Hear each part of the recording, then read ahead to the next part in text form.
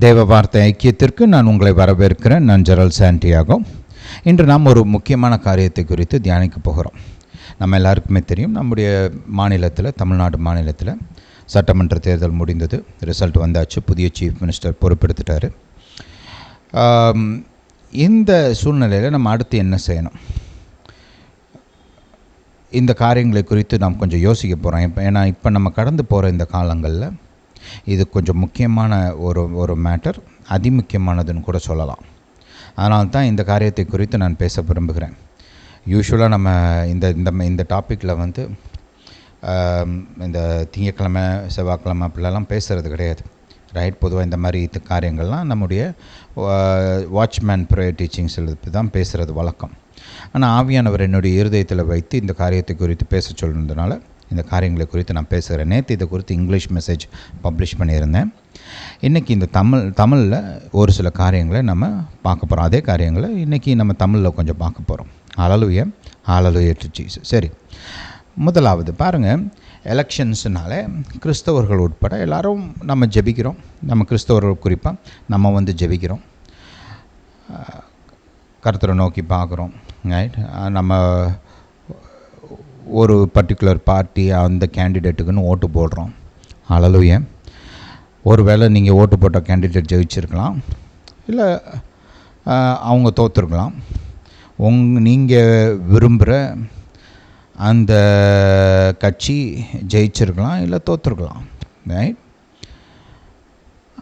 ஆனால் நம்ம விருப்பு வெறுப்புன்றதை தாண்டி, நமக்கு பிடித்த கட்சி என்ற காரியங்களெல்லாம் தாண்டி, நம்ம வந்து தேவ ராஜ்யத்தின் குடிமக்கள்.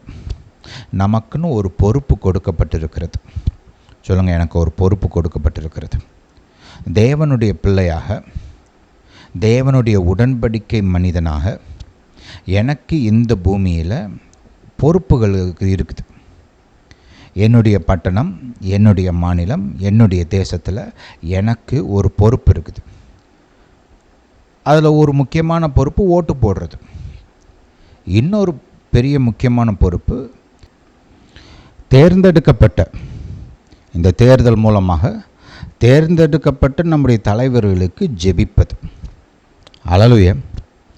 நம்ம கிறிஸ்துவ சமுதாயத்தில் பாருங்கள், பொதுவாக நம்ம வந்து தேர்தல் சமயங்களில் ரொம்ப உற்சாகமாக ஜெபிக்கிறோம், ரைட்? கர்த்தாவே, உங்களுடைய சித்தத்தின்படி நல்ல தலைவர்களை கொடுங்க, ரைட்? நல்ல எம்எல்ஏக்கள், நல்ல மினிஸ்டர்ஸ், நல்ல சீஃப் மினிஸ்டர் கொடுங்க அப்படின்லாம் ஜெபிக்கிறோம். நல்லது செய்யணும், கட்டாயம் செய்யணும், ரைட்? ஆனால் அதோடு நிப்பாட்டிடக்கூடாது. அதை தவிர்த்து பாருங்கள், நம்ம வந்து தேர்ந்தெடுக்கப்பட்ட ஆட்சி அமைத்திருக்கிற தலைவர்களுக்காக நாம் வந்து அனுதினமும் ஜெபிக்க வேண்டும். இது நமக்கு கொடுக்கப்பட்டிருக்கிற ஒரு கட்டளை. ஹல்லேலூயா. அந்த வசனங்களை நம்ம இப்போ பார்க்க போகிறோம். அதுக்கு முன்னாடி ஒரு சில காரியங்களை நான் சொல்ல விரும்புகிறேன்.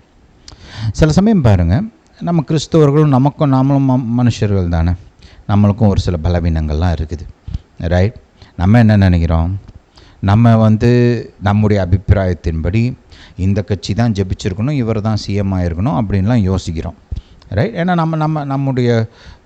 நம்முடைய ஒரு கணிப்பு, நம்முடைய யோசனைகள், நம்முடைய சித்தாந்தங்கள், இதெல்லாம் அடிப்படையாக வச்சு, அனுபவங்கள் இதெல்லாம் வச்சு இவங்க வந்தால் நல்லாயிருக்கும் அப்படின்னு ஒரு நிர்ணயம் பண்ணி நம்ம மனசில் வச்சுருக்கிறோம். அதுக்கேற்ற மாதிரி ஓட்டு கூட போட்டிருப்போம், இல்லையா? ஹல்லேலூயா. அவங்க ஜெயிக்காமல் இருக்கும்போது, இப்போ வேற ஒருத்தர் ஆட்சிக்கு வரும்போது, அப்போ நம்ம என்ன பண்ணுறோன்றது ரொம்ப முக்கியம், ரைட்? ஏன்னா கிறிஸ்தவர்கள் வந்து மற்ற மனிதர்கள் மாதிரி நடக்க முடியாது, நடக்கக்கூடாது. இப்போ ஒரு சிலர்லாம் என்ன பண்ணுவாங்க அப்படின்னா, ரைட், அவங்க கட்சி ஜெயிக்கலை, அவங்களோட அந்த கேண்டிடேட் பதவிக்கு வரல, அவங்க நினச்ச ஆள் சிஎம் ஆகலை அப்படின்னா, ரைட், தேர்ந்தெடுக்கப்பட்ட ஆள் பார்ப்போம், ரைட், இவர் என்னத்தை பண்ணுறாருன்னு பார்ப்போம். இவங்களாம் நல்ல ஆட்சியே செய்ய மாட்டாங்க, அநேக தவறுகள் செய்ய போகிறாங்க, மாநிலம் நாசமாக போகுது, ரைட், இன்னும் அதிகமான பிரச்சனைக்குள்ளே நம்மளை நடத்த போகிறாங்க அப்படின்ற மாதிரி ஒரு மைண்ட் செட்டுக்குள்ளே போயிடுவாங்க. ஹல்லேலூயா. ஒரு சிலர் வந்து இந்த ஆட்சியில் இருக்கிற இவங்க வந்து ஜெயிக்கவே கூடாதுன்னு கூட நினைப்பாங்க. இதெல்லாம் நடக்குது. நம்ம ஊரில் மட்டும் இல்லைங்க, உலகம் பூரா நடக்குது. ஹல்லேலூயா. ஒரு ஆளாக அவங்க கட்சி இல்லாமல் இன்னொரு கட்சி வந்துட்டால் அவனை தடுத்து நிறுத்துவதற்கு, அவன் ஜெயிக்காமல் இருப்பதற்கு, அவனுடைய திட்டங்கள் தோல்வி அடைவதற்கு என்னெல்லாம் செய்யணுமோ எல்லாம் ஆக்டிவாக செய்யக்கூட செய்கிறாங்க. நினைக்கிறது மட்டும் இல்லை, ஒரு சிலர் நினைப்பாங்க, ஒரு சிலர் மனசுக்குள்ளே ஆசையை வச்சுக்கிட்டு சும்மா உட்காந்துருவாங்க, வேறு ஒன்றும் பண்ண மாட்டாங்க. ஆனால் நிறைய பேர் இப்போல்லாம் பார்த்தீங்கன்னா, சரி தேர்தல் முடிஞ்சிருச்சு, ஆட்சி அமைச்சிட்டாங்க, அவங்க கொஞ்சம் நம்ம மக்கள் நல்லா இருக்கணும், தேசம் நல்லா இருக்கணும், அவங்களாம் நல்லது நடக்கட்டும் அப்படின்னு சொல்லி அந்த ஒரு மைண்ட் செட்டுக்குள்ளே போகாமல், அவன் தோக்கணும், அவனை தோக்கடிக்கிறதுக்கு நான் என்னெல்லாம் பண்ணணுமோ நான் பண்ணணும், அவன் திட்டங்கள் நிறைவேறக்கூடாது, நல்ல பேர் வந்துடக்கூடாது, அந்த டைரக்ஷனில் கூட போகிற ஆட்களும் இருக்கிறாங்க. நம்ம ஊரில் மட்டும் இல்லை, உலகம் பூரா இருக்கிறாங்க. புரியுதா? ரைட். ஆனால் ஒரு கிறிஸ்தவன் அந்த விதமான ஒரு மனநிலைக்குள்ளே போகக்கூடாது, அந்த விதமாக நடக்கக்கூடாது. ஹல்லேலூயா. ஏன்னு நான் உங்களுக்கு அநேக வசனங்களை நான் இன்னைக்கு காண்பிக்க போகிறேன். ஒரு கிறிஸ்தவனா, தேவ ராஜ்யத்தின் குடிமகனாக நான் என்ன செய்யணும்? ஏன்னா நம்ம கர்த்தரை நம்பி ஜெபிச்சிருக்கிறோம். கர்த்தாவே உங்களுடைய சித்தத்தின்படி நல்ல ஆட்சியை கொடுங்க, நல்ல தலைவர்களை கூட ஜெபிச்சிருக்கோம். கர்த்தர் நமக்கு ஒரு ரிசல்ட்டை கொடுத்துருக்கிறாரு. அந்த ரிசல்ட்டின்படி ரைட், இப்போ நம்ம தமிழ்நாட்டில் சிஎம் ஜோசப் விஜய் அவர்கள் வந்து ஆட்சி அமைச்சிருக்கிறாங்க. ரைட். அப்போது நான் வந்து ஒரு கிறிஸ்தவனாக என்ன செய்யணும்? ஒரு தேவ ராஜ்யத்தின் குடிமகனாக, தேவனுடைய பிள்ளையாக நான் என்ன பண்ணணும்? இந்த ஆட்சி, சிஎம், மினிஸ்டர்ஸ், இதில் தேர்ந்தெடுக்கப்பட்ட எம்எல்ஏ, ஆளுங்கட்சி எம்எல்ஏ, எதிர்கட்சி எம்எல்ஏக்கள், இவங்க எல்லாருமே அவங்க வேலையை சிறந்த விதமாக செய்யணும், நல்ல விதமாக செய்யணும். இவங்க மூலமாக கர்த்தர் மக்களுக்கு நன்மை செய்ய வேண்டும் என்று விரும்ப வேண்டும், ஜெபிக்க வேண்டும், அதற்காக நிற்க வேண்டும். புரியுதா? ஹல்லேலூயா. நமக்கு பிடிக்காத கட்சி, இல்லை நம்ம ஓட்டு போடாத ஒரு ஆளாக எதுக்காவது வந்துட்டாங்க அப்படின்ட்டு அவங்க தோல்வி பெறணும்னு நினைக்கக்கூடாது. ஒரு சிலர் ரொம்ப இம்மெச்சூராக இருக்கிறாங்கல்ல, அவங்க என்ன பண்ணுறது, இவங்க தோக்கணும் ஜபம் கூட பண்ணுறது, அந்த மாதிரிலாம் பண்ணக்கூடாது. அந்த மாதிரி ஜபத்தை கர்த்தர் கேட்கவே மாட்டார். புரியுதா? ரைட். ஹல்லேலூயா. ஒரு கிறிஸ்தவனாக, தேவ ராஜ்யத்தின் குடிமகனாக, தேவனுடைய பிள்ளையாக என்னுடைய பொறுப்பு, இந்த கர்த்தர் கொடுத்த இந்த அரசாங்கம், சிஎம், மினிஸ்டர்ஸ், ஆளுங்கட்சி எம்எல்ஏக்கள், ரைட், எதிர்கட்சி எம்எல்ஏக்கள் எல்லாரும் அவங்கவுங்க வேலையை சிறந்த விதத்தில் கரெக்டாக செய்யணும். மக்களுக்கு நன்மை உண்டாக வேண்டும். ரைட். நம்ம தேசம் முன்னேறணும், நம்ம மாநிலம் முன்னேறணும். இவங்க மூலமாக கர்த்தர் கிறிஸ்தவர்களுக்கு நன்மை செய்ய வேண்டும். கிறிஸ்துவ வழிபாட்டுக்கும் இயேசுவின் பிரசங்கத்திற்கும் இடையூறு வரக்கூடாது. ரைட். இந்த காரியங்களுக்கெல்லாம் நம்ம மனசில் வச்சு ஜெபிக்கிறவங்களாம் இருக்க வேண்டும். இது ரொம்ப முக்கியம். ஹல்லேலூயா. தேர்தலெலாம் முடிஞ்சாச்சு, கர்த்தர் ஒரு அரசாங்கத்தை கொடுத்துட்டார். இனி நான் என் ஜெபத்தின் மூலமாக அரசாங்கத்துக்கு உறுதுணையாக நிற்க வேண்டும். நான் வந்து தேசங்களுக்காக பல ஆண்டுகளாக ஜெபித்து கொண்டு இருக்கிறேன். ரைட். எனக்கு பிடிச்சவங்க ஜெயிச்சிருக்கிறாங்க, எனக்கு பிடிக்காதவங்க ஜெயிச்சிருக்கிறாங்க. ஆனால் எந்த ஆட்சி அமைஞ்சாலும் அந்த ஆட்சியின் வெற்றிக்காக, அந்த தலைவர்களுக்காக ஜெபிப்பது என்னுடைய வழக்கம். இன்றைக்கும் சரி, அது சென்ட்ரலில் பிஜேபியாக இருக்கட்டும், நம்ம தேசத்தில் இப்போ நம்ம மாநிலத்தை எடுத்துக்கோங்க, ஏடிஎம்கே ஆட்சி அமைச்சிருக்காங்க, டிஎம்கே ஆட்சி அமைச்சிருக்கிறாங்க, இப்போ தாவேகா ஆட்சி அமைச்சிருக்கிறாங்க. நான் எல்லாருக்காகவுமே ஜெபிச்சிருக்கிறேன். எப்போயாவது ஒரு தடவைலாம் கிடையாது, ஆல்மோஸ்ட் எவ்ரி டே. முடிஞ்ச அளவு டெய்லி ஜெபிப்பேன். அவங்களுக்கு சில சமயம் தவறி இருக்கிறேன் 1 நாள், பட் ஆனால் மோஸ்ட்லி ஒவ்வொரு நாளும் அவங்களுக்காக ஜெபிப்பது என் வழக்கம். ஏன்னா பைபிளில் அந்த கட்டளை நமக்கு கொடுக்கப்பட்டிருக்கிறது. ஹல்லேலூயா. அதைத்தான் நம்ம இன்றைக்கி பார்க்க போகிறோம். புரியுதா? அந்த தேர்தலோட ஃபீலிங்கு, அந்த தேர்தலோடு அப்படியே மூட்டை கட்டி வச்சிடணும். அதை அப்படியே அடுத்த 5 வருஷத்துக்கு எடுத்துகிட்டு போயிட்டுருக்கக்கூடாது. ஹல்லேலூயா. ஹல்லேலூயா டு ஜீசஸ். ரொம்ப முக்கியங்க. சரி, அடுத்து பாருங்கள், இன்னும் ஒரு சில காரியங்களை நான் உங்களுக்கு சொல்ல விரும்புகிறேன். இந்த தேர்தலை குறித்து நான் யோசித்து ஜெபித்து தியானித்து கொண்டு இருக்கும்போது ஆவியானவர் ஒரு சில காரியங்களை எனக்கு காண்பித்தார். அதை உங்களோடு கூட பகிர்ந்து கொள்ள விரும்புகிறேன். முதலாவது பாருங்கள், நம்முடைய தேசத்தில் பல மாநிலங்களையும் நீங்கள் போய் ஸ்டடி பண்ணி பார்த்தீங்கன்னா அங்கே இருக்கிற கவர்மெண்ட்ஸ் அங்கே இந்த கடந்த பல வருடங்களாக, பல டெக்கேட்ஸாக, ரைட், கடந்த 60-70 வருஷங்களில் என்ன மாதிரி எந்த கட்சி ஆட்சி அமைச்சிருக்குது, அவங்க என்ன பண்ணாங்க, அங்கே எலெக்ஷன் ரிசல்ட்ஸ்லாம் எப்படி வருது, ரைட், எப்படி அவங்க வந்து ஆட்சி அமைக்கிறாங்க, எந்த கட்சி எவ்வளோ ஆட்சி அமைச்சிருக்குது, இப்போ யார் வந்திருக்கிறா, ஆட்சியில் மாறுதல் ஏன் உண்டாயிருக்குது, இதெல்லாம் கொஞ்சம் ஃபாலோ பண்ணியிருந்தீங்கன்னா, ரைட், பல மாநிலங்கள் இருக்குது நம்ம தேசத்தில், இதெல்லாம் நீங்கள் கொஞ்சம் ஃபாலோ பண்ணிங்க அப்படின்னா நம்ம வந்து பல காரியங்களை தெரிந்து கொள்ளலாம். ரைட், ஓவராலாக நம்ம பார்த்திங்கன்னா கடந்த 2014 இருந்து ஒரு பெரிய ஷிஃப்ட் வந்திருக்குது நம்மளுடைய தேசத்தில் இல்லையா. மதசார்பற்ற கூட்டணி அப்படின்னு ஒரு கூட்டணி இருக்குது, மதத்தை சார்ந்த கட்சிகளும் இருக்குது இல்லையா. அப்போ பாருங்கள், பல மாநிலங்களில் இந்த மதசார்பற்ற அந்த கூட்டணி ஆட்சியில் ரொம்ப நாளைக்கு இருந்திருக்கிறாங்க, பல நாட்களாக, பல வருடங்களாக, தலைமுறையாக கூட இருந்திருக்கிறாங்க. ஏன்னா ஒரு 60-70 வருஷம், ரைட். அப்போ இத்தனை ஆண்டுகளாக அவங்க இருந்து அவங்க என்னெல்லாம் பண்ணாங்க, இப்போ என்ன ஆகிருக்குது அப்படின்றதெல்லாம் நம்ம ட்ராக் பண்ணோம்னா பல இடங்களில் இந்த மதசார்பற்ற இந்த கட்சிகள் வந்து பார்த்திங்கன்னா அவங்க வந்து ஆட்சியை இழந்திருக்கிறாங்க, தொடர்ச்சியாக இழந்திருக்கிறாங்க.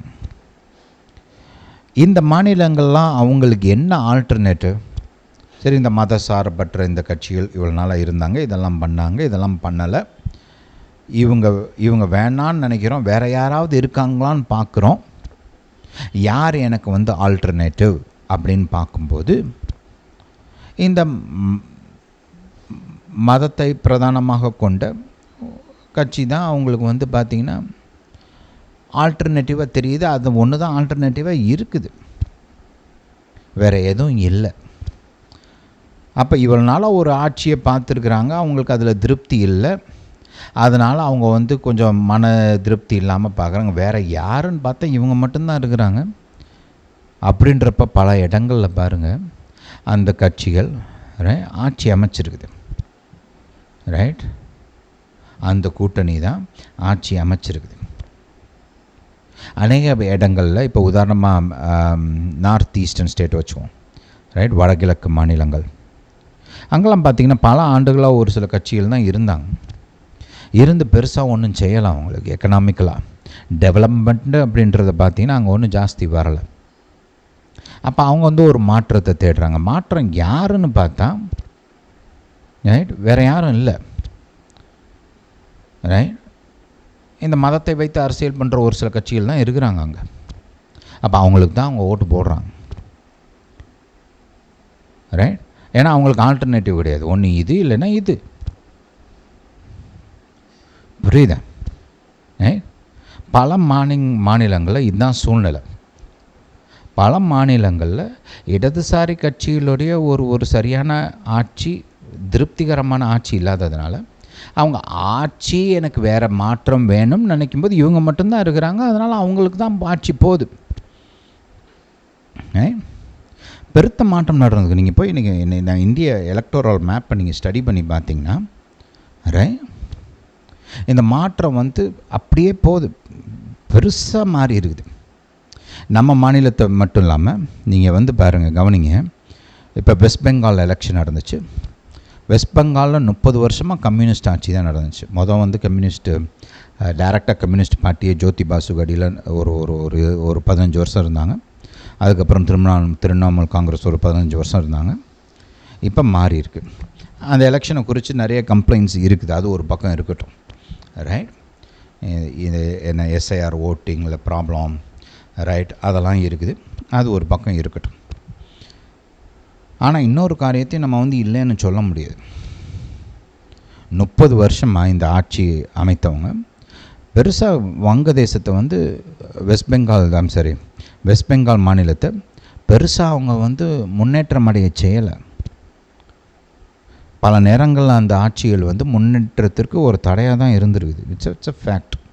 நீங்கள் வந்து இப்போ தமிழ்நாடு, கர்நாடகா, மகாராஷ்டிரா மாதிரி மாநிலங்கள் அவங்களுடைய முன்னேற்றம், ப்ளஸ் வெஸ்ட் பெங்கால்னால் நம்ம சுதந்திரம் வாங்கிறதுக்கு முன்னாடியிலேருந்தே படிப்புக்குன்னு பேர் போன ஒரு இடம், ரைட். முன்னேற்றம், படிப்பு, லிட்ரஸி, இதுக்கெல்லாம் பேர் போன இடம், ரைட். அப்படி இருந்துமே இத்தனை ஆண்டுகளாக ஒரு 60-70 வருஷமாக பெரிய முன்னேற்றத்தை காணவில்லை. ஏன்? மக்களுக்கு அப்போ ஒரு அதிருப்தி உண்டாகும் இல்லையா? அவங்க வந்து they will look for an alternative, right. அப்போ அந்த ஆல்டர்னேட்டிவ் யார்? யாராவது இருக்காங்களா? எத்தனை பேர் இருக்காங்க? அந்த ஒரு கேள்வி வருது, ரைட். அப்போ இந்த ஆட்சி இல்லைன்னா அப்போ இன்னொரு ஆட்சி யார்? இந்த மதம் இன்வால்வாக இருக்கிற இந்த கட்சி தான் ஆல்டர்னேட்டிவ், ரைட். அவங்களும் பார்த்திங்கன்னா டெவலப்மெண்ட் அப்படின்றது தான் ப்ராமிஸ் பண்ணி அதை தான் முதல்ல வச்சு தான் அவங்க இது பண்ணுறாங்க, ரைட். செய்கிறாங்களா இல்லையா? அப்போ இதெல்லாம் நீங்கள் மைண்டில் வச்சுக்கிட்டு இப்போ தமிழ்நாட்டை பாருங்கள். கர்த்தர் கிருபையில் தமிழ்நாட்டில் பாருங்கள், பல ஆண்டுகளாக நம்முடைய உள்ளூர் கட்சிகள், ரைட், ஒன்று திமுக இல்லை அதிமுக, இவங்க தான் ஆட்சி அமைச்சிருக்கிறாங்க கடந்த ஒரு 60 வருஷமானு வச்சுக்குவோம், ரைட். குத்து மதிப்பாக. அப்போ சில சமயம் மக்களுக்கு அதிருப்தி உண்டாகும்னா நிறைய செஞ்சுருக்கிறாங்க, ரெண்டு கட்சியிலையுமே பல விதங்களில் நிறைய செஞ்சுருக்கிறாங்க. ஆனால் மக்கள் மாற்றம் வேணும், இதை காட்டிலும் எனக்கு இன்னும் சிறந்தது வேணும், எனக்கு ஒரு சாய்ஸ் வேணும் அப்படின்னு நினைக்கும்போது யார் சாய்ஸ்ன்றது ரொம்ப முக்கியம்.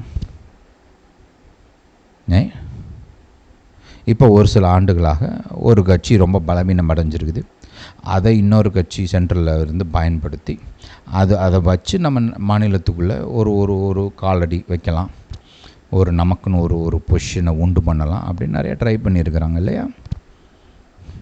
அப்போ அவங்க தான் ஆல்டர்னேட்டிவா? இன்னொரு ஆல்டர்னேட்டிவ் இல்லையா?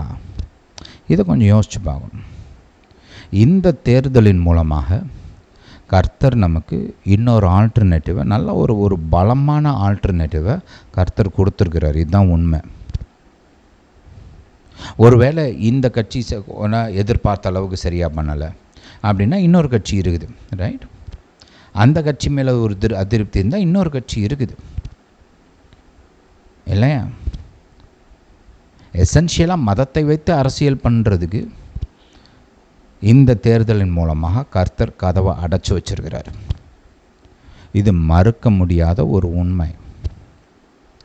இந்த ஆங்கிள் எல்லாம் பார்க்கணும் நம்ம. ஹல்லேலூயா டு ஜீசஸ், ரைட். நம்ம பொதுவாக நம்ம ஒரு தேசத்தின் நலன், என் மாநிலத்தின் நலன், தேவ ராஜ்யத்துக்கு எது முக்கியம், ரைட். இந்த கொஞ்சம் பிக் பிக்சர் ஐடியாஸ் நம்ம கொஞ்சம் வளர்த்துக்கணும், ரைட். கண்ணுக்கு முன்னாடி இருக்கிறது மட்டுமே பார்த்துக்கிட்டு இருக்கக்கூடாது, விருப்பு வெறுப்பை வச்சு மட்டுமே பார்த்துக்கிட்டு இருக்கக்கூடாது. தேவ ராஜ்யத்துக்கு எது தேவை, தேவ ராஜ்யத்தின் காரியங்களுக்கு எது நல்லது. இன்றைக்கி நம்ம மாநிலத்தில், ரைட், கிறிஸ்தவர்களுக்கு பாதுகாப்பாக இருக்கக்கூடிய அரசாங்கங்கள் தான், கட்சிகள் தான் பலமுள்ள கட்சிகளாக இருக்கிறாங்க நம்ம தமிழ் மாநிலத்தில் இல்லையா? இந்த 3 பிரதானமான கட்சியில் எடுத்துக்கோங்க, குறிப்பாக இந்த 2 கட்சியில் எடுத்துக்கோங்க, டிஎம்கேயாக இருக்கட்டும் இல்லை டிவிகேவாக இருக்கட்டும், ரைட். Pretty strong. அவங்க மைனாரிட்டிஸ், கிறிஸ்தவர்கள், இவங்களை பாதுகாப்பதில் கொஞ்சம் ரொம்ப ஸ்ட்ராங்காகவே அதில் உறுதி உள்ளவங்களாகவே இருக்கிறாங்க. இது முக்கியம். அதிமுகவும் பேசிக்காக அந்த கொள்கை தான். ஆனால் இப்போ ஒரு பிஜேபி இன்வால்மெண்ட்னால கொஞ்சம் ஒரு சில காரியங்கள் அப்படி இப்படி ஆடுது, ஒரு கொஸ்டின் மார்க் வருது நம்மளுக்கு இல்லையா? இந்த காரியங்களில் நம்ம கவனமாக இருக்க வேண்டும். இந்த காரியங்களை குறிச்செல்லாம் யோசிக்கணும்.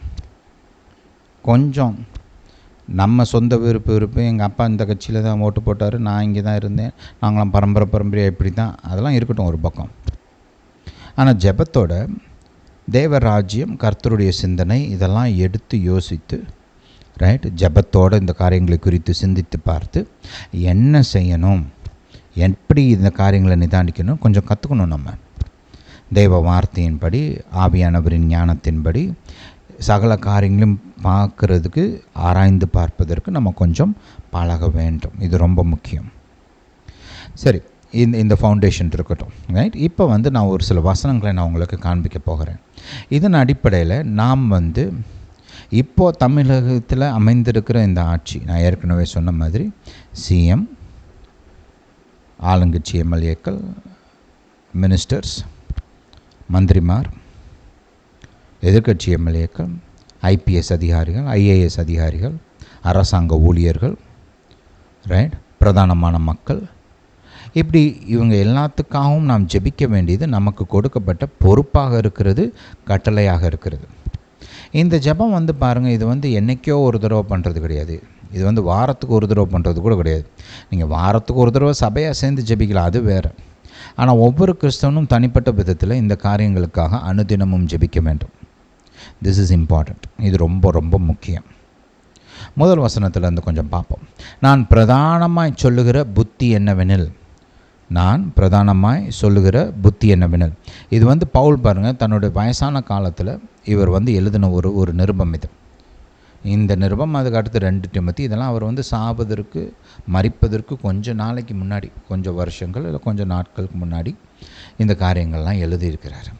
ரைட், அப்போ இது வரைக்கும் அவருக்கு வந்து ரொம்ப எக்ஸ்பீரியன்ஸ் இருக்குது. ஒரு அப்போஸ்தலனாக, ஒரு சுவிசேஷனாக, இயேசுவை அறியாத பல இடங்களில் போய் இயேசுவை அறிவித்த அனுபவம் இருக்குது. அவர் பல காரியங்களை சந்தித்திருக்கிறார், பல காரியங்களை மேற்கொண்டு இருக்கிறார்.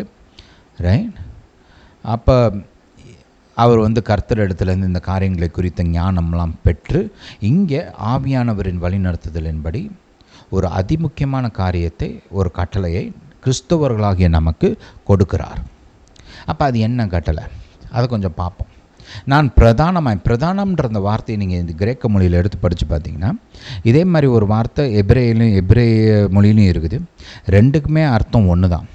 பிரதானமாய் அப்படின்னா first in place, first in rank, first in time, முதலாவது, எல்லா விதங்களையும் முதலாவது. இடம், நேரம், இந்த ரேங்க் அப்படின்னு சொல்கிறோம் இல்லையா. இன்றைக்கி வந்து பார்த்திங்கன்னா போலீஸில் ரேங்க் இருக்குது இல்லை,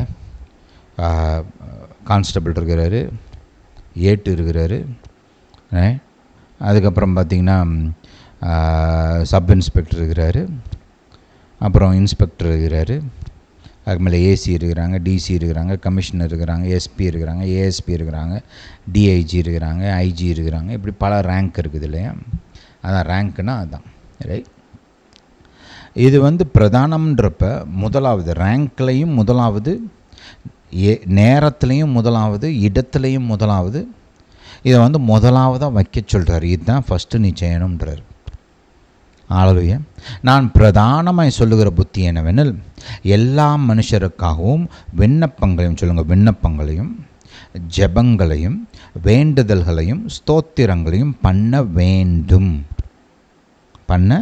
வேண்டும். நாம் எல்லா பக்தியோடும் நல்லொழுக்கத்தோடும் கலகம் இல்லாமல் அமைதலுள்ள ஜீவனம் பண்ணும்படிக்கு. ஏன் அவர் சொல்கிறாரு, என்னத்துக்கு நான் வந்து விண்ணப்பம், ஜெபம், வேண்டுதல் இதெல்லாம் செய்யணும்? எதுக்காக செய்யணும்? அதுக்கு ஒரு நோக்கம் வச்சுருக்கிறார் கர்த்தர். சும்மா பொழுது போலன்னா இதை செய், ரைட், சும்மா வெட்டியாக இதெல்லாம் செய், ரைட், காலையில் எந்திரிச்சோன்னே என்னத்தையோ செய், இதை செய், அப்படி இல்லை. ரைட், ஒரு நோக்கம் இருக்குது. இதில் வந்து ஒரு மகா பெரிய ஆசீர்வாதம் இருக்கிறது. ரைட், பல ஆசீர்வாதங்கள் இருக்குது ஆக்சுவலாக சொன்னால். ரைட், இந்த 2வது வசனத்தை கொஞ்சம் வாசிப்போம். நாம் எல்லா பக்தியோடும் நல்லொழுக்கத்தோடும் கலகம் இல்லாமல் அமைதலுள்ள ஜீவனம் பண்ணும்படிக்கு. இதுதான் காரணம். இந்த அடுத்ததையும் சேர்த்து வாசிச்சுட்டு அப்புறம் இந்த காரணத்துக்கு வரலாம். ராஜாக்களுக்காகவும் அதிகாரமுள்ள யாவருக்காகவும் அப்படி செய்ய வேண்டும். ராஜாக்கள்னால் இன்றைக்கி நம்ம ஊரில் ராஜாக்கள்லாம் கிடையாது. தலைவர்கள் இருக்கிறாங்க. பிரதம மந்திரி, பிரசிடெண்ட்டு, சிஎம், சீஃப் மினிஸ்டர், முதல் மந்திரி, ரைட், அப்புறம் நம்ம மந்திரிமார்கள், ஸ்டேட் மினிஸ்டர், ரைட், எம்எல்ஏக்கள், எம்பி, கலெக்டர், ஐஏஎஸ் அதிகாரிகள், ஐபிஎஸ் அதிகாரிகள், கவர்மெண்ட் சர்வன்ட்ஸ், இப்படிலாம் பல பேர் இருக்கிறாங்க இல்லையா. ரைட், அப்போ இவங்களுக்காக, ரைட், இவங்களுக்கு முதலாவது ஜெபிக்கணுமா. ரைட், இவங்களுக்காக, தலைவர்களுக்காக, அதிகாரிகளுக்காக, அரசாங்க ஊழியர்களுக்காக, ரைட், பிரதானமாக முதலாவது விண்ணப்பம் பண்ணணுமா, ஜெபம் பண்ணணுமா, வேண்டுதல்கள் செய்யணுமா, இவங்களுக்காக ஸ்தோத்திரம் சொல்லணுமா.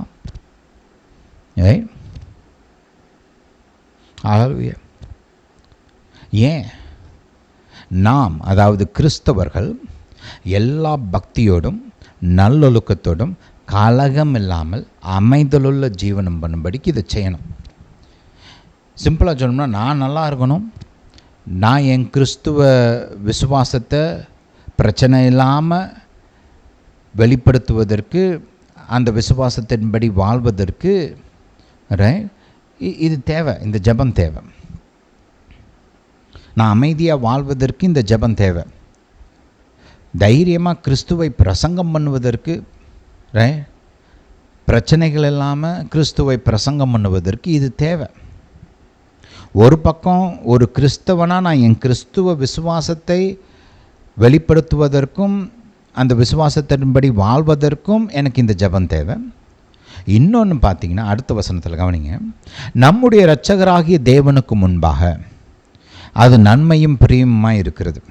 எப்பொழுதுமே கர்த்தர் தன்னுடைய நாமத்தை பயன்படுத்தும் போது என்ன நாமத்தை பயன்படுத்துகிறார் அப்படின்னு கவனிக்கணும். இங்கே வானத்தையும் பூமியும் படைத்த தேவனுக்கு முன்பாகன்னு சொல்லலை, சர்வ வல்லமையுள்ள தேவனுக்கு முன்பாக அப்படின்னு சொல்லலை. அதுக்கு பிறகு என்ன சொல்கிறாரு, நம்முடைய இரட்சகராகிய தேவனுக்கு முன்பாக. இரட்சகர் யார்? ரட்சிப்பவர், மக்களை ரட்சிப்பவர். இந்த இடத்துல கான்டெக்ஸ்ட்டை படித்து பார்த்தீங்கன்னா, அழிந்து போகிற மக்களை, நரகத்துக்கு போகிறவர்களை ரட்சிக்கிற அந்த தேவன். ஹல்லேலூயா. தேவனுடைய அந்த சுபாவத்தை இங்கே ஹைலைட் பண்ணி இங்கே சொல்கிறாரு, நம்முடைய இரட்சகராகிய தேவனுக்கு முன்பாக இது நன்மையும் பிரியமாக இருக்கிறது. ஏன்னா நம்முடைய தேவன் எல்லா மனுஷரும் ரட்சிக்கப்படவும் விரும்புகிறார். அவங்க சத்தியத்தை அறிகிற அறிவை அடைய வேண்டும் என்று விரும்புகிறார். அவர் சித்தமுள்ளவராக இருக்கிறார். இந்த சித்தம் நிறைவேறுவதற்கு இந்த ஜெபம் முக்கியம். அப்போ ஒரு பக்கம் ஒரு கிறிஸ்தவன் தன்னுடைய கிறிஸ்துவ விசுவாசத்தின்படி வாழ்வதற்கு இந்த ஜெபம் தேவை. ஒரு கிறிஸ்தவன் அமைதியாக கலகம் இல்லாமல் நல்லொழுக்கத்துடன் ஜீவனம் பண்ணுவதற்கு இந்த ஜெபம் தேவை, முக்கியமாக இருக்குது. அது மட்டுமல்லாமல் சுவிசேஷம் பிரசங்கிக்கப்படுவதற்கு, மக்கள், இந்த தேசத்தில் உள்ள மக்கள், ரட்சிக்கப்படாத மக்கள் ரட்சிக்கப்படுவதற்கு இந்த ஜெபம் அவசியமாக இருக்கிறது. ஹல்லேலூயா, ஹல்லேலூயா டு ஜீசஸ்.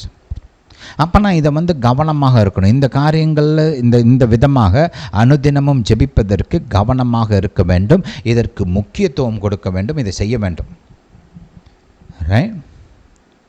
நம்முடைய தலைவர்கள், அதிகாரிகள், அரசாங்க ஊழியர்களுக்கு தேவன் ஞானத்தை கொடுக்க வேண்டும். அவங்கள கர்த்தர் ஆசீர்வதிக்க வேண்டும். அவங்க நல்ல திட்டங்களை கொண்டு செயல்படுத்த வேண்டும். மக்களின் நன்மையை நாடுகிறவர்களாக, மக்களின் நன்மையை விரும்புகிறவர்களாக, மக்களுக்கு நல்லதை செய்கிறவர்களாக அவர்கள் இருக்க வேண்டும். தேவனுடைய நீதியும் நியாயத்தையும் நிலைநிறுத்துகிறவர்களாக, இந்த தேசத்தில், இந்த நம்ம மாநிலத்தில் நிலைநிறுத்துகிறவர்களாக, அதன்படி செய்கிறவர்களாக இருக்க வேண்டும். நன்மை செய்கிறவர்கள் பாராட்டப்பட வேண்டும், போற்றப்பட வேண்டும். அதற்கு தக்க பலன் உண்டாக வேண்டும். தீமையும் துன்மார்க்கத்தையும் கடைபிடிக்கிறவர்கள் தண்டிக்கப்பட வேண்டும். இதெல்லாம் ஒரு அரசாங்கத்தோட பொறுப்பு, இந்த காரியங்கள்லாம். அப்போ அதை அவங்க செய்யணும். அப்போ இந்த விதமாக நான் ஒரு சில பாயிண்டர்ஸ் கொடுத்துருக்குறேன். ஆனால் இந்த விதமாக பல காரியங்களுக்கு ஆவியானவர் உங்களுக்கு சொல்லிக் கொடுப்பார். தேவ வார்த்தை நல்லா படிக்க ஆரம்பிங்க. நல்லா ஜெபத்தை குறித்த போதனையெல்லாம் கேட்டு இந்த எப்படி ஜெபிக்கணும்னு கற்றுக்கங்க. ஆவியானவர்கிட்ட கேளுங்க, அவர் சொல்லிக் கொடுப்பார். அப்போ ஆட்சியில் தேர்ந்தெடுக்கப்பட்ட இந்த தலைவர்கள், அதிகாரிகள், அரசாங்க ஊழியர்களுக்காக நாம் ஜெபிக்க வேண்டும். அனுதினமும் ஜெபிக்க வேண்டும். பாருங்கள், இந்த ஆவிக்குரிய சப்போர்ட் இந்த இயற்கையான இந்த அரசாங்கத்திற்கு அதிமுக்கியம். ஏன்னா இந்த உலகம் வெறும் இயற்கையான உலகம் மட்டும் கிடையாது. பல ரீதிகளில், பல விதங்களில் இருந்து பிரச்சனைகள் வரும். அநேக பிரச்சனைகள் பாருங்கள், ஆவிக்குரிய காரியங்களினால் உருவாகிற பிரச்சனைகள். அதற்கு பதிலும் ஆவிக்குரிய உலகத்தில் தான் இருக்குது. அந்த காரியத்தை அந்த ஆவிக்குரிய காரணங்கள், அந்த ஆவிக்குரிய பதில்கள் இதெல்லாம் அறிந்து ஜெபிக்கக்கூடிய ஒரே ஆட்கள் கிறிஸ்தவர்கள். நமக்கு தான் கர்த்தர் தேவனுடைய வார்த்தையை கொடுத்திருக்கிறார், பரிசுத்த ஆவியானவரை கொடுத்திருக்கிறார், அவரை அணுகுவதற்கான உரிமையை கொடுத்திருக்கிறாரு. இயேசுவின் நாமத்தில் அவரை நம்மால் அணுக முடியும். தைரியமாக ஒரு பிள்ளையாக போய் அவர்கிட்ட ஜெபிக்க முடியும். அவர் நம்முடைய ஜெபத்துக்கு பதில் கொடுக்குறேன்னு வாக்கு பண்ணியிருக்கிறாரு. ஜெபித்து பதில் பெற்றுக்கொள்ள நம்மளால் தான் முடியும். புரியுதா? நீங்கள் உதாரணமாக பழைய ஏற்பாட்டில் இந்த ராஜாக்களுடைய அந்த சரித்திரங்கள்லாம் படித்து பார்த்தீங்கன்னா, பைபிளில் நீங்கள் வந்து பாருங்கள், சாமுவேல் புஸ்தகத்திலிருந்து 1 சாமுவேலிருந்து பாருங்கள், ரைட், 2 நாளாகமம் வரைக்கும் அந்த காரியங்கள்லாம் படித்து பார்த்தீங்கன்னா, அங்கே ராஜாக்கள் இருப்பாங்க, அதே நேரத்தில் அங்கே வந்து ஆசாரியர்கள் இருப்பாங்க, தீர்க்கதரிசிகள் இருப்பாங்க. இவங்களாம் பார்த்திங்கன்னா இந்த ராஜாக்களுக்காக விண்ணப்பம் பண்ணுவாங்க, ஜெபம் பண்ணுவாங்க. பத்தாததுக்கு மக்களும் ஜெபம் பண்ணுவாங்க. ஹல்லேலூயா. பைபிள் அதுக்கான இன்ஸ்ட்ரக்ஷன்லாம் பழைய ஏற்பாட்டிலே இருக்குது. அப்போ வந்து இங்கே இயற்கையாக ஒரு ராஜா இருந்தாலும், அவருக்கு வந்து ஒரு அதிகாரம் இருந்தாலும், அவருக்கு ஞானம், அவர் செயல் அதெல்லாம் இருக்குது. அந்த ஆட்சி நடத்துவதற்கான அந்த ரிசோர்ஸஸ், ஆட்கள் எல்லாம் இருக்கிறாங்க. இருந்தாலுமே இந்த ஆவிக்குரிய உதவி அவங்களுக்கு அதிகம் தேவை. ஒரு உதாரணத்தை நான் உங்களுக்கு காண்பிக்க விரும்புகிறேன். இங்கே கவனிங்க, ரைட். ஏன்னா ராஜாக்கள் நல்லது செஞ்சாலும் சரி, கெட்டது செஞ்சாலும் சரி, அது அநேக மக்களை பாதிக்கும். ரைட், அநேக மக்களை பாதிக்கும். அப்போது அவங்களுடைய தாக்கம் அவ்வளோ பெருசாக இருக்கிறதுனால நம்ம வந்து கவனமாக அவங்களுக்காக ஜெபிக்க வேண்டும். ஒரு வைராக்கியத்தோடு, ஒரு சிரத்தையோடு நம்ம வந்து அவங்களுக்காக ஜெபிக்க வேண்டும். இது முக்கியம். இங்கே உதாரணமாக பாருங்கள், 1 நாளாகமம் 21ஆம் வசனத்தை கொஞ்சம் கவனிங்க. 21ஆம் அதிகாரம் 1 வசனம். 1 நாளாகமம் 21ஆம் அதிகாரம் 1 வசனம். சாத்தான் இஸ்ரவேலுக்கு விரோதமாக எழும்பி இஸ்ரவேலை தொகையிடுகிறதற்கு தாவீதை ஏவி விட்டது. பாருங்கள், சாத்தான் யாருக்கு விரோதமாக வந்தான்? இங்கே தாவீதுக்கு விரோதமாக வரல, ரைட். இஸ்ரவேல் தேசத்துக்கு விரோதமாக வரான், ரைட். ஆனால் இஸ்ரவேல் தேசத்துக்கு விரோதமாக வந்தவன் தனித்தனியாக இஸ்ரவேல் மக்கள்கிட்ட போய் அவன் வந்து அவங்கள ஏதோ ஒரு தப்பை செய்கிறதுக்கு தூண்டலை. அதுக்கு பதில் என்ன பண்ணுறான்? இஸ்ரவேலின் மீது ராஜாவாக இருந்த தாவீதுகிட்ட போகிறான். அவன் செய்யக்கூடாத ஒரு காரியத்தை செய்யும்படி அவனை ஏவி விடுகிறான். பாருங்கள், பழைய ஏற்பாட்டில் வந்து இந்த ஜனத்தொகை, இந்த சென்சஸ் வந்து எடுக்கிறாங்க. குறிப்பாக இங்கே வந்து பார்த்திங்கன்னா இந்த சென்சஸ் வந்து எத்தனை படை வீரர்கள் இருக்கிறாங்க அப்படின்றதான் பர்டிகுலராக அவங்க சென்சஸ் எடுக்கிறது. ரைட், 20 வயசுக்கு மேலே மிலிட்ரி ஏஜ் பீப்புள் அப்படின்னு சொல்லுவாங்களே, அந்த மாதிரி எத்தனை பேர் இருக்கிறாங்கன்னு கணக்கெடுப்பு நடத்த சொல்கிறார். ரைட். அப்போ இது வந்து பாருங்கள், பழைய ஏற்பாட்டில் பாருங்கள், கர்த்தர் வந்து தன்னை நம்பி இஸ்ரவேல் இருக்க வேண்டும் என்று விரும்புகிறார். இஸ்ரவேலுடைய யுத்தங்கள் எல்லாம் நீங்கள் படித்து பார்த்தீங்கன்னா பைபிளில் அவங்களுடைய வெற்றி வந்து அவங்களுடைய எண்ணிக்கையை வச்சு ஒரு நாளும் வந்தது கிடையாது. அவங்களுடைய வெற்றி வந்து கர்த்தருடைய உதவினால். அநேக நேரங்களில் இஸ்ரவேல்கிட்ட சரியான ஆயுதங்கள் இல்லாமல் இருந்திருக்குது. அந்த நேரங்களில் கர்த்தர் அவங்களுக்கு ஜெயத்தை கொடுத்துருக்கிறாரு. அவங்களுடைய திராணிக்கு மிஞ்சின பெரிய பெரிய சாம்ராஜ்யத்தின் சக்கரவர்த்திகள்லாம் அவங்களுக்கு விரோதமாக வந்திருக்கிறாங்க. அவங்க கையில் இருந்தெல்லாம் கர்த்தர் அவங்கள தப்பு வச்சிருக்கிறாரு. அப்போ தாவீதுடைய வாழ்க்கையை நம்ம படித்து பார்த்தாலுமே அவரை வந்து போகிற இடங்கள்லாம் காப்பாற்றினது கர்த்தர். ரைட், தீமைக்கு விலக்கி பாதுகாத்து அவருக்கு வந்து போகிற இடங்கள்லாம் ஜெயத்தை கொடுத்தவரும் கர்த்தர். அப்போ அதை விட்டுட்டு ஆட்களுடைய எண்ணிக்கையின் மீது நம்பிக்கை வைக்கக்கூடாது அப்படின்றதுல கர்த்தர் கொஞ்சம் வந்து ரொம்ப ஸ்ட்ராங்காக இருந்தார். ரெண்டாவது, பழைய ஏற்பாட்டில் இந்த சென்சஸ் நடத்தும்போது அந்த சென்சஸுக்கு வந்து இந்த ஒரு காணிக்கையெல்லாம் கரெக்டாக கொடுக்கணும். ரைட், ஒவ்வொரு ஆத்மாவுக்கும் ஒரு அளவு காணிக்கை கொடுக்கணும் அப்படின்றதெல்லாம் பழைய ஏற்பாட்டில் இருக்குது. அது ஒரு செப்பரேட் லா இருக்குது. இப்படி இந்த மாதிரி காரணங்கள்லாம் இருந்துச்சு. இவர் தாவீது அதெல்லாம் கண்டுக்காமல் இவர் வந்து இந்த மாதிரி கணக்கெடுப்பு நடத்த சொல்கிறார். யோவாப்பை வந்து ஏன் இப்படி பண்ணுறீங்க, கர்த்தர் தான் நல்லா ஆசீர்வதிப்பார், ரைட், இன்னும் அதிகமாக பெருக்குவார், எல்லாருமே உங்கள் மக்கள் தானே, ரைட், எதுக்கு இந்த மாதிரி கணக்கெடுப்புலாம் பண்ணுறீங்கன்னு அவருக்கு தெரியுது. ரைட், இப்படி பண்ணால் இஸ்ரவேலுக்கு இது ஒரு பாவமாக மாறும் அப்படின்றது அவருக்கு தெரியுது. அட்வைஸும் பண்ணுறாரு. ஆனால் தாவீது கேட்கல. இதில் ஒரு இன்ட்ரெஸ்டிங்கான காரியத்தை கவனிங்க. தாவீது கர்த்தருடைய இருதயத்துக்கு ஏற்ற மனிதன். பூமியில் சிறந்த ராஜா யாருன்னு பார்த்தோம்னா என்னை பொறுத்த வரைக்கும் ஏசப்பா வர வரைக்கும் ஏசப்பா மறுபடியும் ராஜாவாக வர்றாருல, அது வரைக்கும் தாவீது தான் சிறந்த ராஜா. ரைட்? அவரை மாதிரி ஞானத்தோடையும் தேவனுக்கு மரியாதை கொடுத்து தேவனுக்கு கீழ்ப்படிந்து தேசத்தை ஞானத்தோடு நடத்தி மக்களுடைய நன்மையை நாடின ஒரு ராஜாவை நீங்கள் பார்க்க முடியாது. அப்படிப்பட்ட ஒரு நல்ல மனுஷன். இந்த மனுஷனை ஒரு பலவீனமான சூழ்நிலையில் ஒரு தப்பு பண்ணுறாரு, செய்யக்கூடாதது செய்கிறார். ஆனால் இதோடைய விளைவு என்ன தெரியுமா? 70,000 மக்கள் மடிந்து போனார்கள். 10 பேர் இல்லை, 100 பேர் இல்லை, 1000 பேர் இல்லை, இல்லை 10,000 பேர் இல்லை, 70,000 பேர் மடிந்து போனார்கள். பாருங்கள், தாவீத மாதிரி ஞானமுள்ள கர்த்தருக்கு கீழ்ப்படிந்த கர்த்தருடைய இருதயத்துக்கேற்ற ஒரு மனிதனாலேயே இப்படிப்பட்ட ஒரு தவறை செய்ய முடியும்னா, அந்த தவறினால் இப்படிப்பட்ட ஒரு தாக்கம் உண்டாக முடியும்னா, அப்போ மற்றவங்களெல்லாம் குறித்து யோசிச்சு பாருங்கள். கொஞ்சம்